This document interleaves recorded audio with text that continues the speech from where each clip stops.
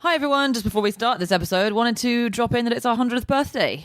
We have been going for 100 years. Time has flown. No, it's our 100th episode, and so happy birthday to us. Thanks so much for sticking with us for 100 full episodes, and this is just the 100th. Have I said 100 too many times? It's no big deal. It's just 100. It's just 100. Just 100. 100. Roll the show.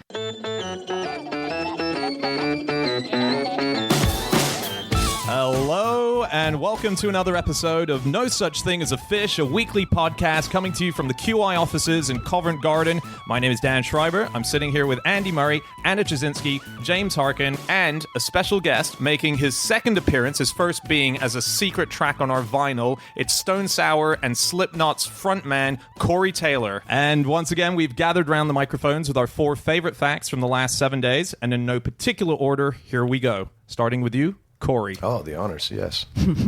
My fact is 1 million seconds is 11.5 days. 1 billion seconds is 32 years. Yeah. So that is bizarre because just basically because of the vast difference. You think that a billion is a bit more than a million. And when we talk about billions and trillions, when you hear about $1 trillion debt or $1 billion debt, you kind of think they're essentially the same thing. And yeah.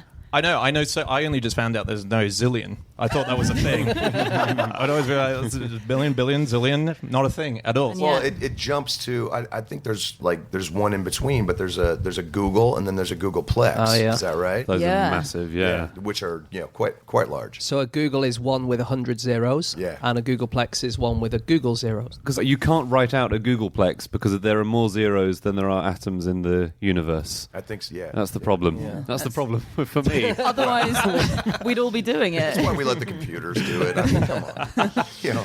But so wasn't it the case that billion in America used to be a different billion No, we've half copied America, but half not copied it. So a billion means 2 different things now. So a billion in America is 1,000 million, and in the UK it's generally 1,000 million now, but also sometimes it's a million. Yeah. So since 1974, they officially had the standard where we have the American short billion now. Oh, I can only apologize. Sorry. But it's a lot easier for us all to become billionaires. Well, I guess so. Yeah, that's why we all are. Am I the only billionaire sitting at the stage? Do you know how long ago it was? 1 trillion years ago. A trillion years ago? Sorry. I know exactly how long ago it was. 1 trillion years ago. In seconds, please. No, do you know how many 1 trillion seconds ago? How many years ago that was? No. So is that 1,000 billion? Yes. Okay. So it's 31,710 years ago. And that was about the first time humans started eating porridge. Wow. Really? Yeah. Wow. That's good. What a big day. I wonder what they ate up until that point. Oh, yeah, breakfast, nothing. Breakfast, nothing. Breakfast, porridge. Yeah, we're still eating it. I mean, I'm a billionaire, so I eat meat carved right off the animal that's brought to the table. That's probably what they were having before they were having porridge for breakfast. Yeah, well, I was going to say, I've gone backwards. I'm keeping it real. Was there anything else that was going on then? Do you know, James? Yeah, it was about the same time as the first cave paintings in Europe. Cool. I believe Bruce Forsyth was also born right around there. Hey, it's the one English joke I had. All right? Such a strong cultural reference. Yeah. So impressive. Hey, I know my thing. What would be the American version of that? Someone who's like really old and of Bruce Forsyth? Yeah. Maybe, but I don't even know if he's still alive. Bob Hope. Yeah. He has died, I He think. did die, yeah. He made it to 100, though. Yeah. Although, it turns out, I was reading this thing about Bob Hope, that he actually lied about his birthday just for a sort of like, he just knocked it a year younger. Well, he was only like 26. No. No, so I think just for some kind of reason, he knocked it a year back. So, secretly, he knew he'd hit 100. Yeah. But he couldn't tell anyone. So then when he hit 100 officially in the country, they're like, happy birthday, but he would have been over it by then. Yeah, well, he's just greedy, isn't he? Whatever. He shot himself in the foot there. He shouldn't have There was a lied. reason I didn't like Bob Hope. Yeah. One of the great things the Buddha could do, apparently, according to Buddhist legend, is count really, really high. Really? How high? Super high, James. I'll tell you how high. A mathematician asked him, what's the highest number you know? And so the Buddha said, well, I know this number. That's a bit different. He could name it, though. He's the guy who probably came up with Zillion in a panicked moment. But like a zillion, I can count up to. Right before he said gajillion. And then the mathematician said to Buddha, what about a zillion and one? Yeah. In your face, Buddha. And on this basis, a great religion was founded. There was a really good article in IO9, which I love, about how we can't even comprehend this million, billion, these massive numbers thing. Humans haven't evolved to comprehend them. Like when we were, 3,000 years ago, 4,000 years ago, we didn't need to think about anything except people in our immediate vicinity. We didn't have much astronomical knowledge, stuff like that. So we didn't have all these big numbers. So this article, it was written by a mathematician called Spencer Greenberg, is talking about how you can make numbers be more manageable or make huge things seem more manageable. So, like, for instance, the time thing is one. So you say you could do this over a certain amount of time. Another one is breaking stuff down. So if you say the US has $17 trillion of debt, the best thing to do there is actually say that's $54,000 of debt per person. Yeah. See, this is the problem, because you say, how many dollars was it for every person in America? 54,000. So I can't picture 300 million people, which is about the population of the USA. So that's where it all falls down, unfortunately. That's true. It's a manageable amount of money for an unimaginable... Unfortunately, a lot of Americans can't handle 54,000. Yeah. In Germany, after the war, they had very, very bad inflation, and things started costing, 10,000 marks. And this is after World War I. Yeah, exactly. And they had this mental disorder called zero stroke or cipher stroke, where people just kept writing down zeros all the time because they just couldn't deal with these massive numbers. Really? Whoa. And you would ask them, how many kids do you have? And they'd be like, I've got 10 trillion children. Or how old are you? I'm 7 billion years old or something. Wow. That's so interesting. Because they just couldn't deal with these massive numbers. Wow. In 2009, Zimbabwe printed 100 trillion Zimbabwean dollar notes. I have one. Do you?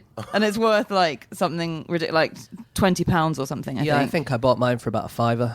Nice. Okay, Oh you my got it God. on the cheap. James collects these kind of things, though, just so he can pull things out of his wallet to impress you. Yeah. James literally has 2 tickets to the gun show. Like, he literally has 2 tickets to the gun show. I was in Florida and there was a gun show going on, and I didn't want to go to it, but I wanted the tickets, so I just bought some tickets. I've actually been meaning to ask since you did that what a gun show is, and it's gone on so long that I just haven't now. Does everyone else know what a gun show is? You just go along and look at guns, and I think you can It's buy kind them of a and pageant Yeah. for guns, really. Do you dress them up? Yeah, yeah, exactly. is it like Crofts for Guns? A little more explosive, if I'm honest. And the funny thing is, I have a house in Las Vegas, and there's there's almost like a perpetual gun show going on in there, because and it's like this giant warehouse just full of dealers who are just showing you AR-15s, M16s, rocket launchers, minis, and then they have a range out back. It's like, well, go test fire it before you buy it.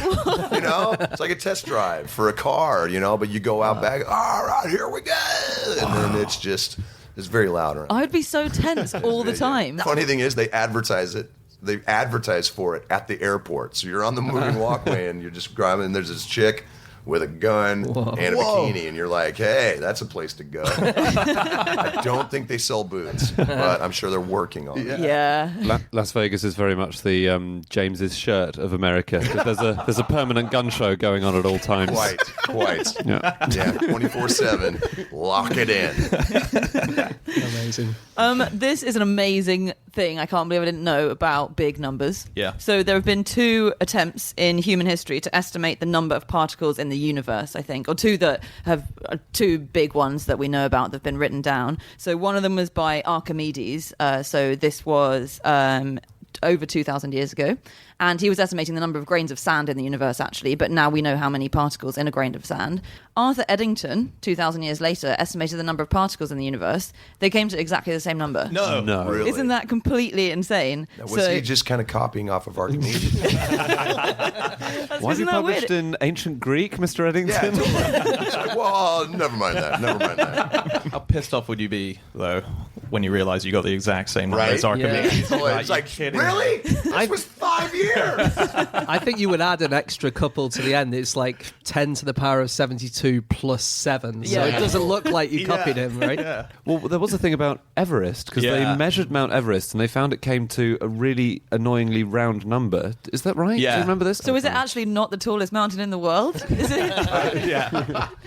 You know that I don't know if I've said this on the podcast before. Last year was the first year that no one's reached the top of Mount Everest in 41 years since it became a because all the popular. Sherpas went on Really? strike. No, it was just the conditions were really bad. Because there were a few avalanches, they closed off a couple of routes, but they didn't close off like the extreme routes. And the last chance was in December. Someone got really close and then had to come back down. This is the first year. Really? Yeah, and it lost an inch last year from the earthquake. So you So is think this it would have been easy? easier? Yeah. You tell me if Everest lost an inch. It lost well, an it is inch. quite cold. We know exactly what that feeling is like. It's like, it's really chilly, honey. I don't care. I'm not going to climb you tonight.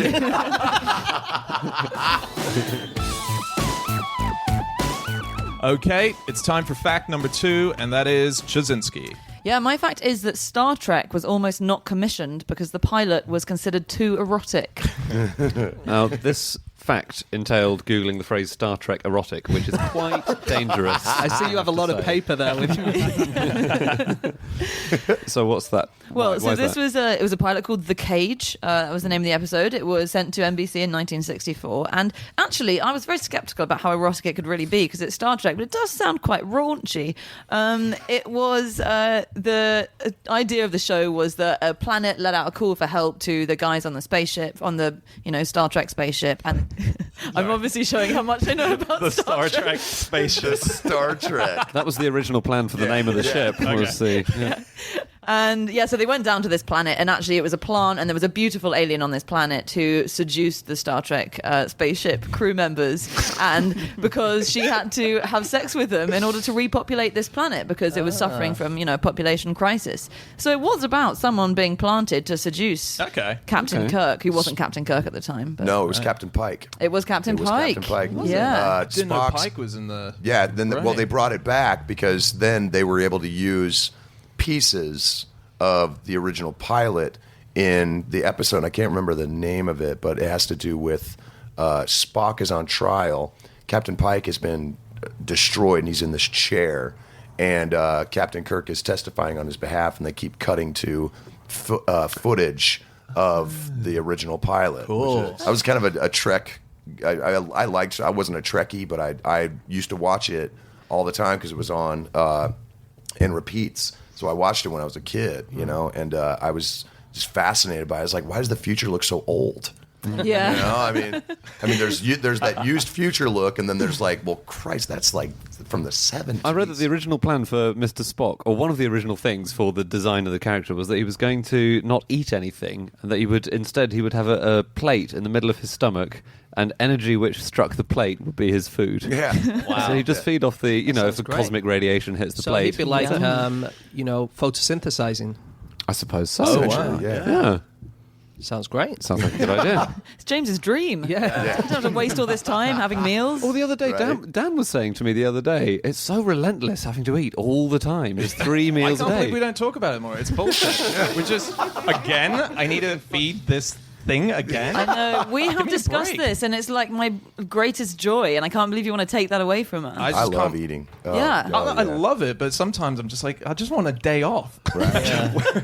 Day off from eating. That's called the 5-2 diet. Okay. Yeah. There are products being developed, though, which are, I can't remember the name of them, but they are basically nutritious mush, which really doesn't taste of very much Sounds at all. But Please keep selling us on this much. Oh, wow. There is a sea slug that's managed to get genes out of plants so it can eat like an animal, but it can also photosynthesize.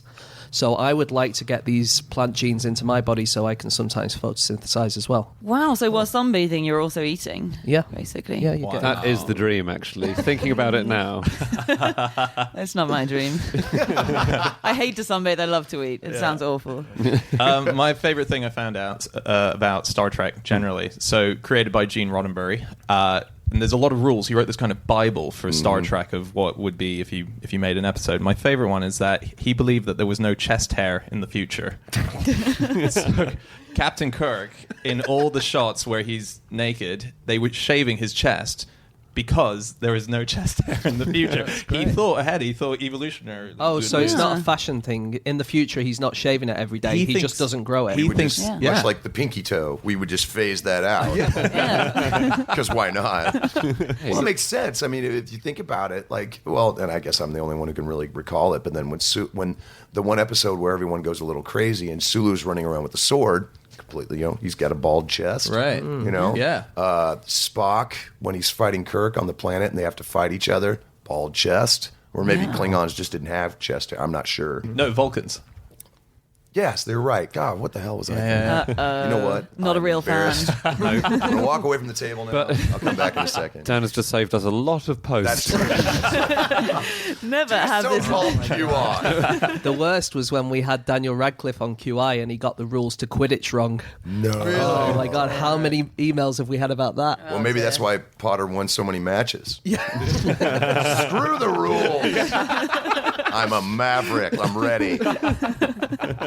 On the Vulcan thing, we have done this in a previous episode, but if you don't know it, you might like it, which is that he was originally meant to be Martian. He was meant to be from Mars. Oh. But when they were writing the scripts and getting everything approved, the people at the studio said, we think you need to change it because by the time this series goes out and it's in its second series or something, we will have landed on Mars and we will have seen Martians. And and they were like, and that would make your series just look ridiculous. That's...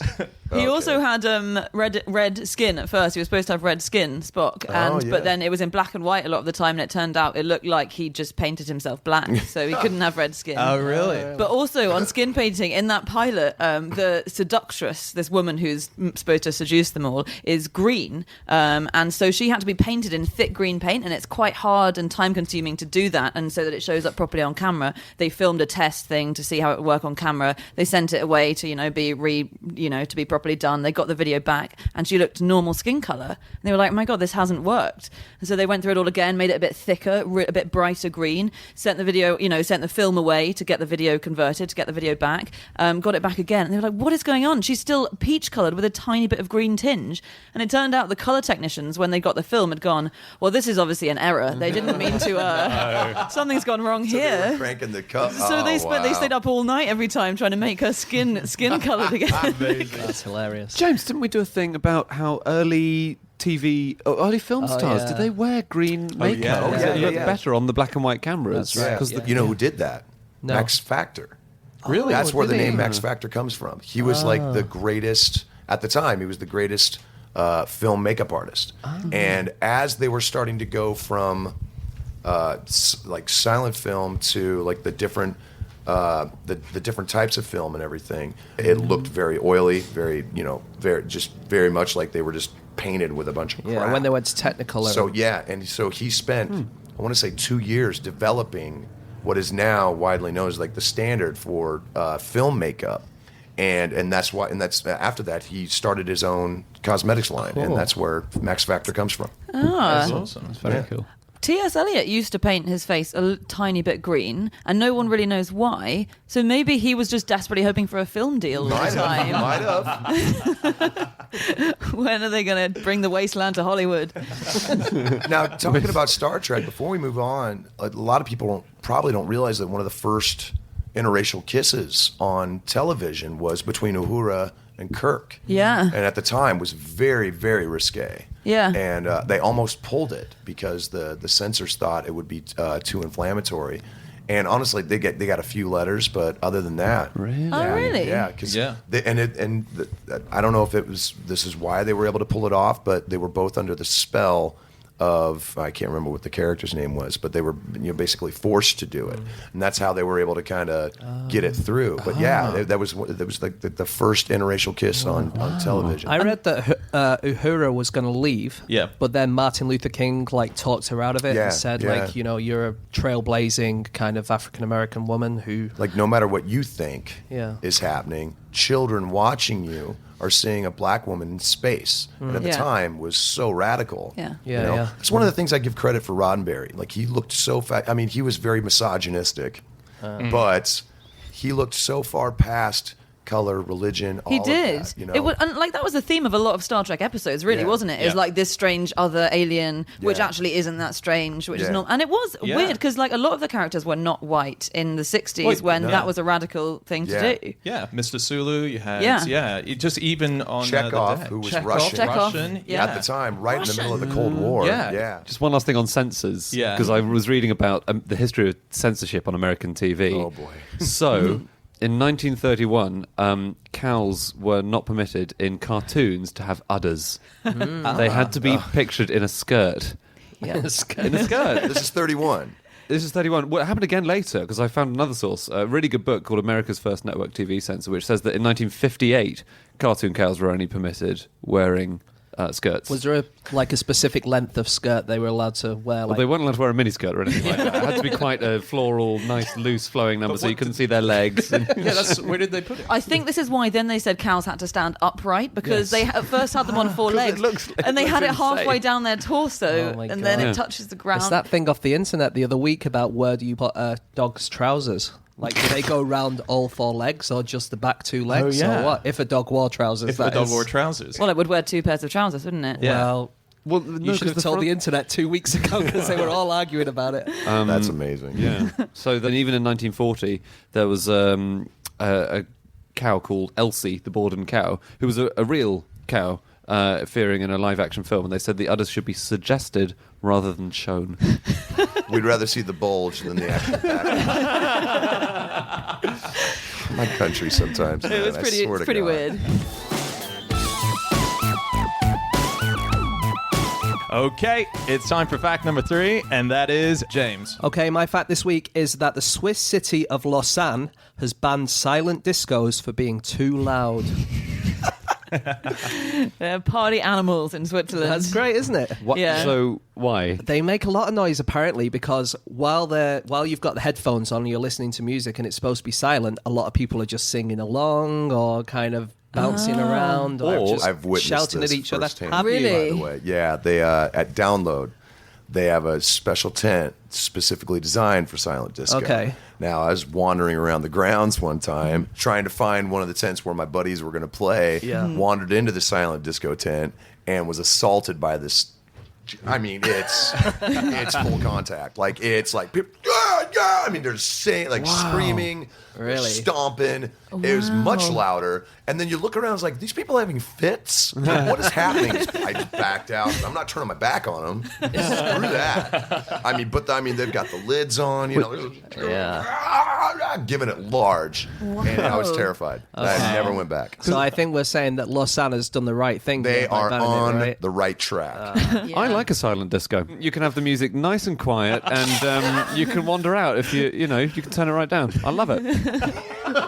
It really suits me. Everyone else is rocking out at Download and Andy's listening to Radio 4. And now the shipping forecast. Dogger, Fairbank.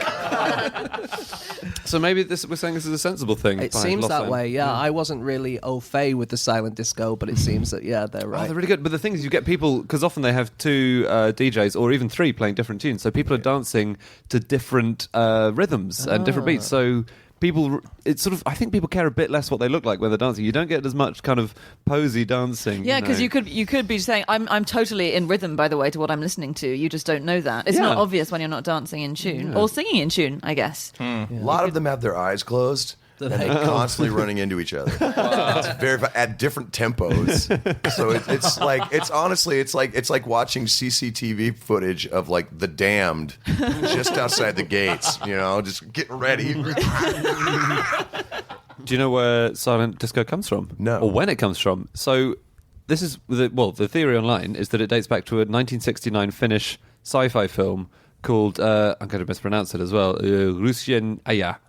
which means Time of Roses, and people all wear headphones to a party, and that's the first time it was ever seen in popular Really? culture. Yeah. Wow. And they were definitely listening to stuff, because sometimes Yeah. I didn't want to admit this, but I put my headphones on in the office so people don't talk to me, but I'm not actually listening to anything.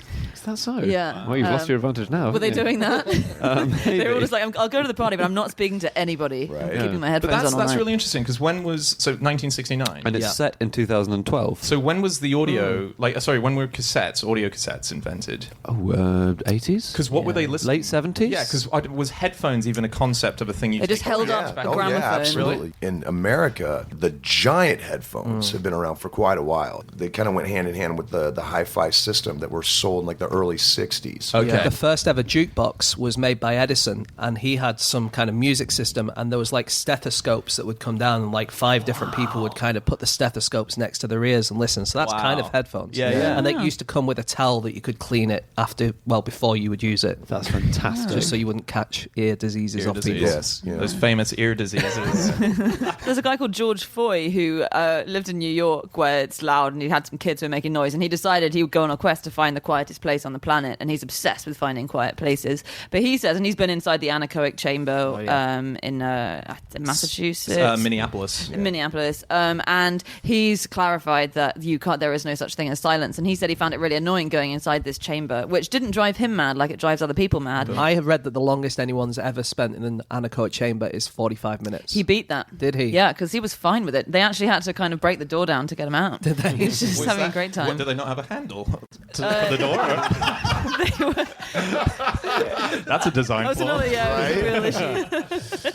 Wow. I've been to a semi-anechoic Yeah, chamber. haven't you? Yeah. Wait, what's a semi one? What, where there's some noise? Yeah. Because that's supposed to defeat Oh, the yeah. object. I was with you. Yeah, you were. Yeah. It's the echo. It's the lack of echo. So you can make noise, but it's just it won't bounce back at you. And so with this one, there was a floor which was just normal, and all the other walls were kind of had this special stuff that stopped any echoes. And was it weird? Yeah, it's really weird. It was odd. Really, yeah. really weird. Yeah. Do you know the most echoey place in the entire world? It's this massive oil tank in Scotland. It's in a place called Inchindown, and they dug these huge oil tanks into a hillside during the Second World War to store millions and millions of gallons of oil because they need to fuel ships, which were moored at the nearest naval base, but they didn't want it to be at risk of bombers, you know, long-range German bombers, so they had to dig it into the hill.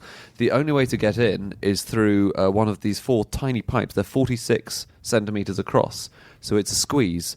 But when you get inside there, and they've got inside and tested it, and the way you test it, by the way, is firing a pistol Oh, wow. loaded with blanks, And see how long it and see how takes. long the echo takes. Why can't he just say echo like Right. any It's normal person it's does? It's just a standard way of doing it. There are see. there are more modern ways. But the echo in this chamber lasts 112 seconds. You're kidding. Wow. No. Oh, my Oh, God. it's so I know. cool. We played a place the other night. It was this hall in Frankfurt in Germany, and the delay in there was 7 seconds long because it was just so cavernous. Right? Wow. And even when you get people in there, like I mean, it's such a battle for us to dial in the sound and Yeah. everything to fight that. Wasn't that unbelievably distracting? Well, we bring our own PA system with us, so we're able to really control that. Plus, we have probably one of the best sound guys in the business. He is able to really control that, you know, and he's spent so many hours and so many, you know, just he knows how to really dial it in. Yeah, it was pretty intense. So that was 7 seconds. That was 7 seconds. And yours was I can't even imagine. 112. I mean, it's seconds. it's That incredible. means yeah. it's just hanging there. too. Yeah.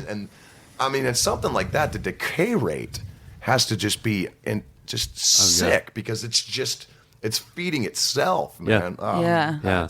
I'd love to go in there and do some vocals. Wow. You know, God, that would be I've fun. done vocals at the bottom of a well before. Really? And I don't really recommend it because you're wet. So was this part of like a plan, or did you just we were decide to recording do some it? stuff for Slipknot, and we were recording out. It was when we were doing "All Hope Is Gone," which was the 4th album, and we were out at our buddies. It was a place called Sound Farm. This was basically he lives there and he's got a studio there. So we were doing a lot of like experimental stuff, you know, just to kind of get away from like the Pro Tools plugins and everything like that. It's like let's try and capture something unique. So they fished me down the bottom of this well because you know you had a proper well down there. It was deep, very dark, and of course we waited until the sun had gone down to do it. And I was like, this was poor planning on our part. But then we fished a Telefunken U87 down, and I was able to kind of do, and it was just this kind of spoken word thing that we were just doing again. But the reaction just that picked it up was really, really cool. Wow. So I love doing stuff like That's that. very I'm cool. all about it. Is it true? Because it's online this about you that your vocal range is. That's the biggest ever, isn't what it? was it? No, it's not big. It's in metal. Apparently, I have a pretty good range. It's 5.5 octaves. Yeah, right? octaves. But like that's. But I didn't even know that, to be honest. You know, like I was like, because Well, this is a good thing about the internet. It's like, well, I can't sing that, but I can sing this. I mean, that's the end of my gig. Yeah. You know? But so that the high range, the scream, got you into getting a gig on Doctor Who, right? Well, yeah. The low growl was really? what did it. Yeah. And the guys who directed it, Daniel O'Hara, who I just saw last night, he came to the gig.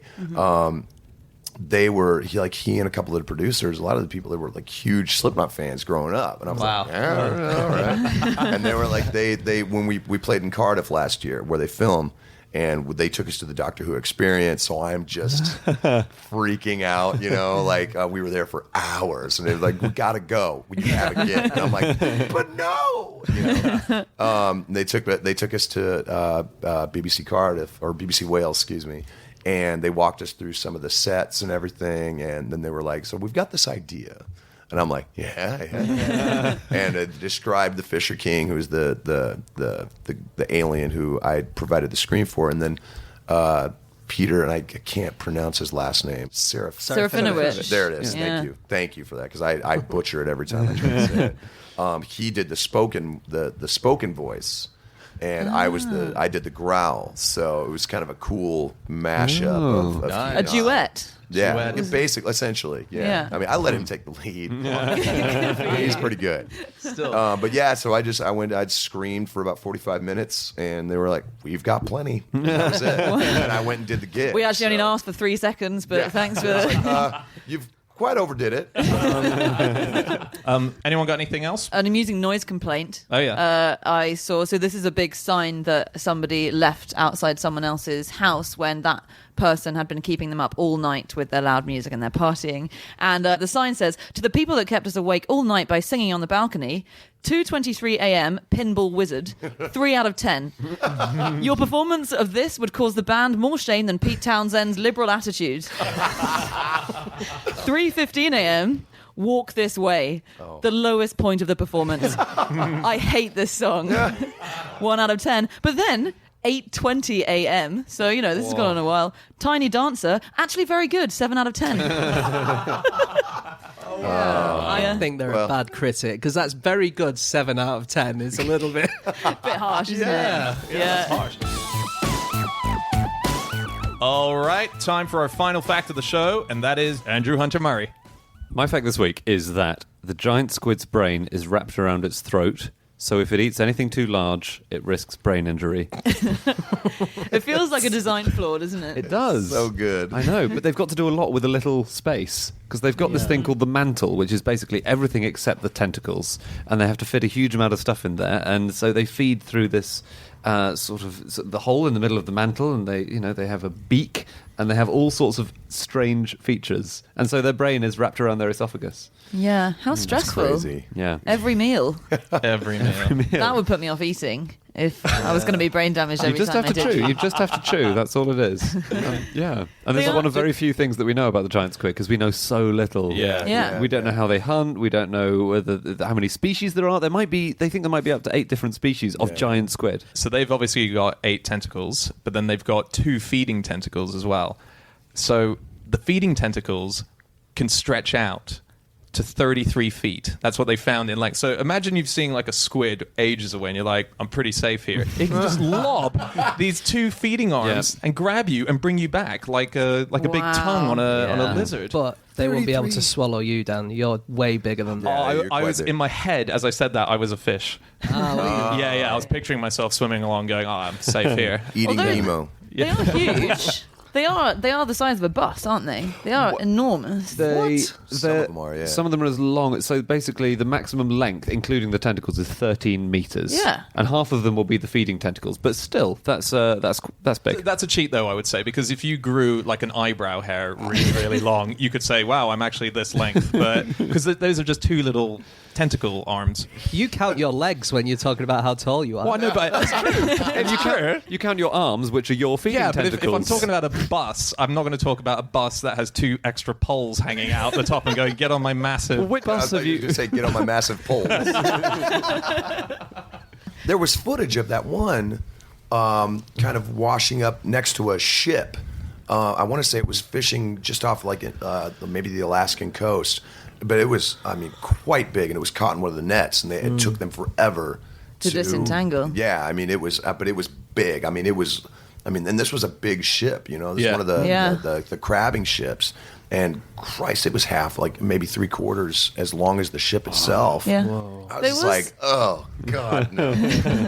Someone called like the squid police in Weymouth, I think. The squid The squid police. Yeah. Is that the official name? Yeah, that's what you call it. It's 9910.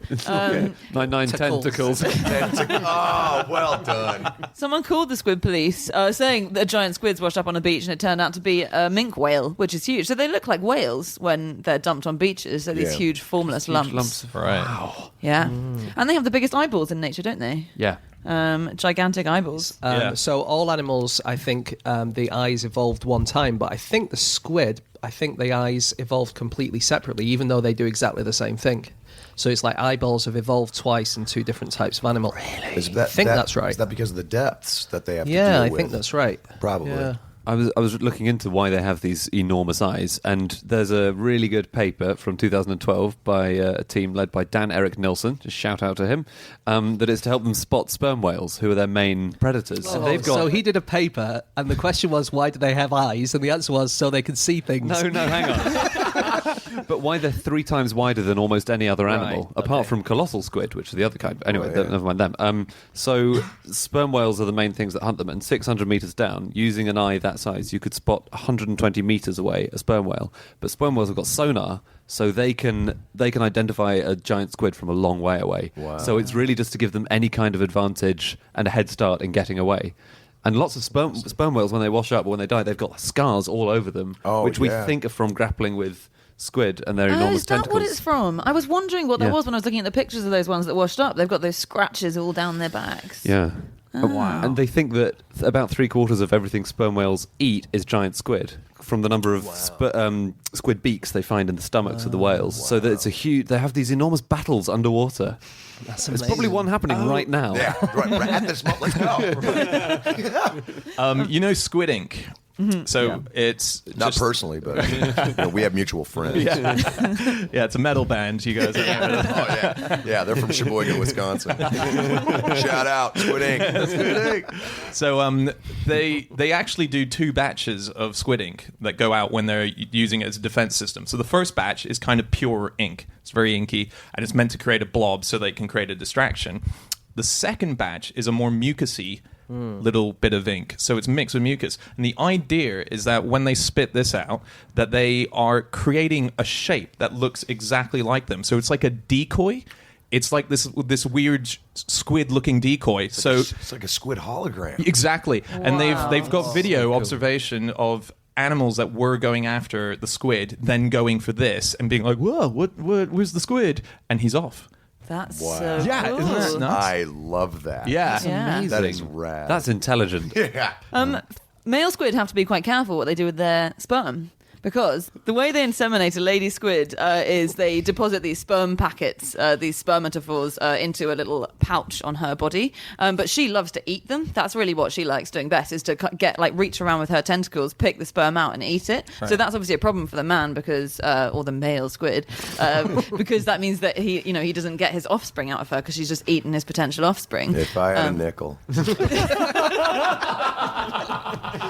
Sorry, I was miles away. Well, you can empathise. There you go. So when she eats the sperm that you may have deposited on her, Yes.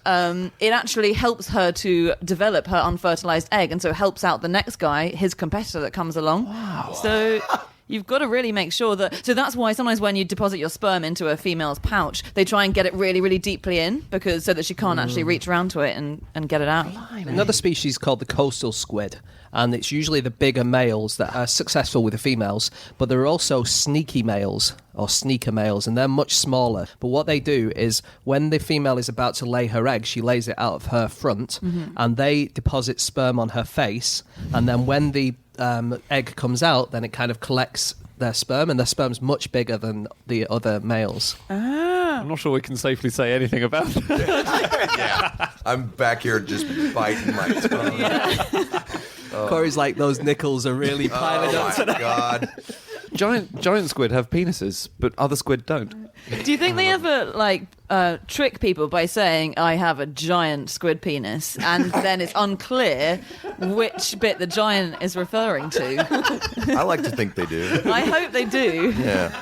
So you're saying it's like, sorry, are you saying that it's a giant squid penis Or or a giant squid penis? It's actually an extremely small giant squid penis. of all the giant squid penises I've had to seen. deal with, and I'm just saying, there's been quite a few. Yours is by far the smallest of the batch. I was just reminded of that. Are you saying 4 candles? Yeah. You're saying 4 candles. That was It's 4 candles. in an original draft of the sketch. It was about giant squid penises. I've learned so much today. I'm so happy. So this is a really gross idea. So there was a woman in South Korea recently who was eating squid. So we all eat squid. We call it calamari for reasons I don't understand. But she was eating some boiled squid in a restaurant, and she suddenly felt a pain in her tongue. And it turned out the squid wasn't quite dead, and it was a male squid, and it had deposited its sperm packet into her tongue. Wow. So she felt horrible pain in her tongue, and then felt lots of stuff crawling around inside her tongue, and had to go to hospital. And they took out a whole bunch of sperm. And apparently this does happen a bit. Like there's been reports Shut in the Japan of it fuck happening. up. That's so fucked up. I will never fucking eat that shit again. Oh my God. Fucking hell. Oh. Fuck that. Oh, God. Vegetarianism, here you come. It had to be in the tongue. Why?